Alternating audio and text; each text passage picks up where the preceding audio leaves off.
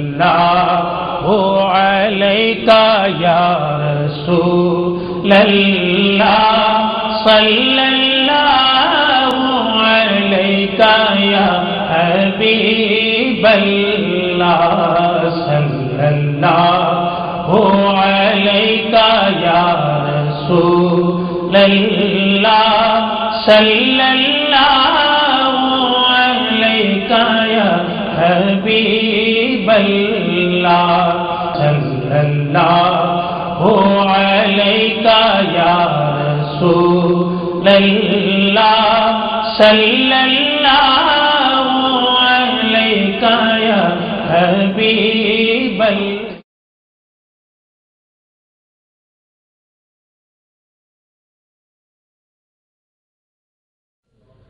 اب حضور کی شان بیان کرتا ہے اپنی شان کے لائق، جیسی وہ بیان کر سکتا ہے.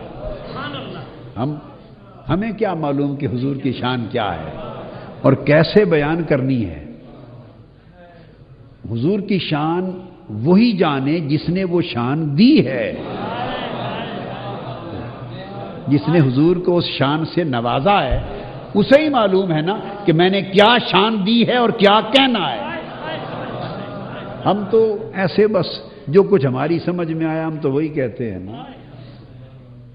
وہ شان دینے والا اسے معلوم ہے شان کیا ہے اور کہنا کیا ہے. تو جب وہ حضور کی شان بیان کرتا ہے اس کو دوسرے مقام پر رفعت ذکر کہتا ہے کہ محبوب ہم آپ کا ذکر بلند کرتے رہتے ہیں. تو جب اللہ شان بیان کرے گا تو شان ہر لفظ سے بلند ہی ہوگی نا.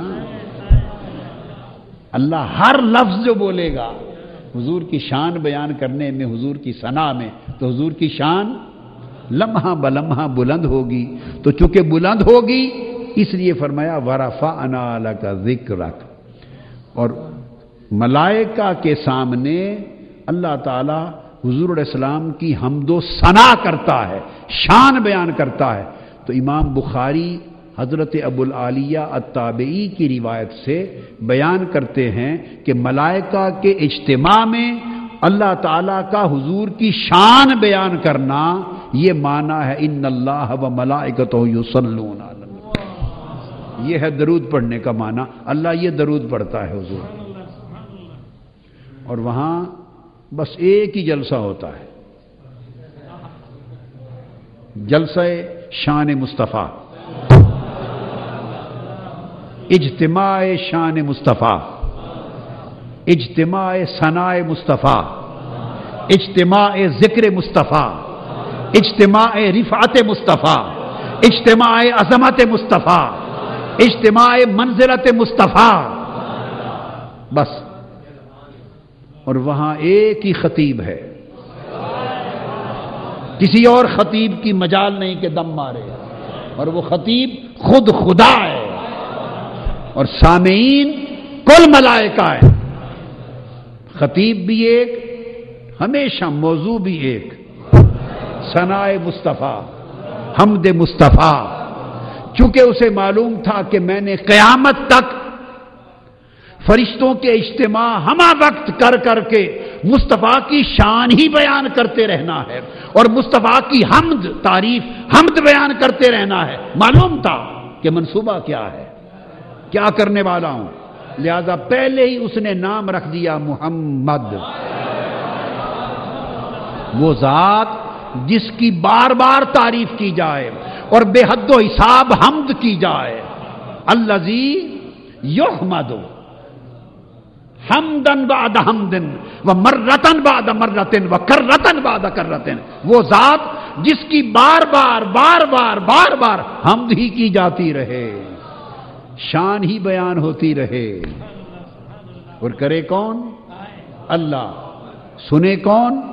ملائکہ. اور جلسہ گاہ ملائے اعلیٰ، عرش معلیٰ. یہ جو میں نے بیان کیا یہ امام بخاری نے روایت کیا ہے. لوگ بخاری کا شور تو بہت مچاتے ہیں کیا، مگر کسی کو نہ امام کی الف آتی ہے نہ بخاری کی بے آتی ہے. میں کہہ رہا ہوں نہ کسی کو امام کی الف معلوم ہے کیا؟ نہ کسی کو امام کی الف معلوم ہے اور نہ کسی کو بخاری کی بے معلوم. وہی تو کہہ رہا ہوں کہ نہ الف جانے نہ بے جانے. یہ امام بخاری نے روایت کیا اور یہ تفسیر تابعین کی ہے. حضرت عبداللہ ابن عباس سے وہ آگے روایت کرتے، صحابہ کی ہے، اور صحابہ حضور سے سن کر بیان کرتے ہیں کہ اللہ حضور پر درود پڑھتا ہے. وہ درود کیا پڑھتا ہے؟ ایک سوال ذہنوں میں رہتا ہے نا. اس کے اور بھی بہت سے معنی ہیں کہ یوں پڑھتا ہے یوں پڑھتا ہے، مگر میں نے آپ کو کہا کہ آج آپ کو معنی بتاتا ہوں جو امام بخاری نے صحیح بخاری میں حضرت عبداللہ ابن عباس کے طریق سے حضرت ابو العالیہ کی روایت بیان کی کہ حضور پر درود پڑھنے کا معنی یہ ہے. ان اگر کہتے نا صرف ثناؤہ علیہ تو بات مختصر تھی. اللہ حضور کی حمد کرتا ہے، ثنا کرتا ہے، یہ معنی ہے درود پڑھنے کا. یوں نہیں فرمایا، کہا ثناؤہ علیہ عند الملائکہ، ملائکہ کے سامنے. ملائکہ کے سامنے شان بیان کرنے کا مطلب جلسہ نہیں تو اور کیا ہے. ملائکہ سامنے بیٹھے ہیں تو جب اللہ کا جلسہ ہوگا تو 2 4 5 10 ہزار ملائکہ ہوں گے. کیا خیال ہے؟ کو ہماری طرح کا جلسہ ہوگا؟ 1000 2000 5000 10,000 ملائکہ ہوں گے اللہ کے جلسے میں، یا لاکھوں ملائکہ ہوں گے، یا کروڑوں ملائکہ ہوں گے. آپ سمجھتے ہیں کیا کروڑوں بھی نہیں اربوں ملائکہ ہوں گے؟ نہیں نہیں نہیں. اللہ کا اجتماع ہے اور بیان شان مصطفیٰ ہے. یہ بتائیے اگر بالفرض آپ بتائیں بلا تشبیہ و بلا مثال، کیا بلا تشبیہ ہو بلا مثال؟ نہ تشبیہ جائز ہے نہ مثال. صرف نقطہ سمجھانے کے لیے ایک بات کہہ رہا ہوں، اور جب نقطہ سمجھ لیں پھر اس بات کو کاٹ دیں گے، پھر اصل بات کی طرف آ جاؤں گا. مثلا میرا خطاب ہو رہا ہے، آپ کے سامنے آپ سن رہے ہیں. وابستہ لوگ کیا غیر کی بات نہیں ہے. غیر دائیں بائیں گھومتے پھرتے رہیں تو آپ کو کوئی شکوہ نہیں ہوگا. کوئی اپنا ہو، رفقا میں سے ہوں، عہدیدار ہوں، کارکن ہوں، محبت کا دم بھرنے والے ہوں، اور بجائے اجتماع میں آ کے بیٹھ کے سننے کے ارد گرد گھوم پھر رہے ہوں، آپ گوارا کریں گے؟ یا کوئی محبت کرنے والا خود گوارا کر سکتا ہے کہ خطاب ہو رہا ہے اور مجھ سے محبت کا دعویٰ بھی کرے اور خطاب کے وقت وہ بجائے جلسے میں بیٹھنے کے ارد گرد گھومے؟ کوئی گوارا کرے گا؟ نہیں نہ کرتا. اب یہ جو بات میں نے بتائی اس کو ختم کر دے، فنش. میں نے کہا نہ تشبیہ نہ مثال. اب اس بات کو ایک نقطہ سمجھانے کے لیے میں نے کہا اب بتائیے اللہ کا خطاب ہو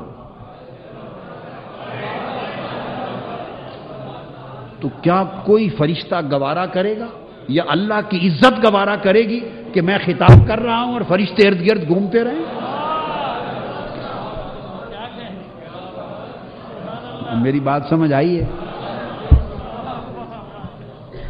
کوئی حاضر جلسہ نہ ہو ممکن ہے؟ خدا کا خطاب ہو اور فرشتے حاضر جلسہ نہ ہو تو یہ لاکھوں کروڑوں کی اربوں کی بھی بات نہیں. آپ کہیں گے اتنے فرشتے ہیں؟ آپ سوچیں گے اتنے فرشتے ہیں، اتنا تو سنا ہی نہیں تھا کہ آپ نے کہہ دی اربوں کی بھی بات نہیں. تو ہاں میں بتا دیتا ہوں، امام حاکم نے مستدرک میں حدیث روایت کی ہے. امام حاکم نے